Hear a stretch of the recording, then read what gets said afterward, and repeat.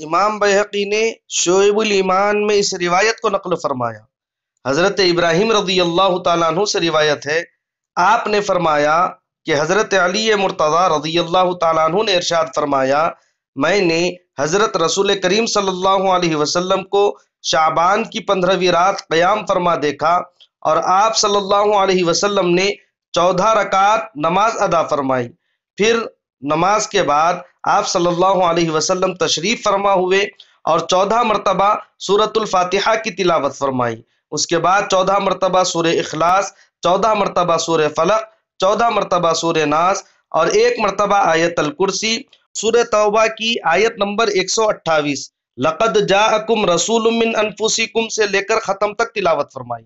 پھر جب حضور کریم صلی اللہ علیہ وسلم اپنی دعا سے فارغ ہوئے تو میں نے حضور پاک صلی اللہ علیہ وسلم سے آپ کے اس عمل مبارک سے متعلق دریافت فرمایا جس کو میں نے دیکھا۔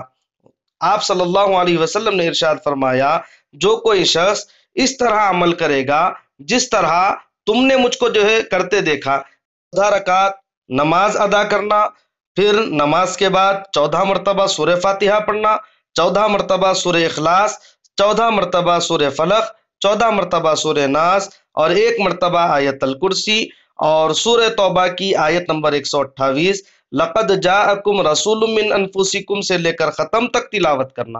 حضور فرماتے ہیں اگر کوئی بندہ اس طرح عمل کرتا ہے تو اس شخص کے لیے 20 مقبول حج اور 20 سال کے مقبول روزوں کا ثواب ہے۔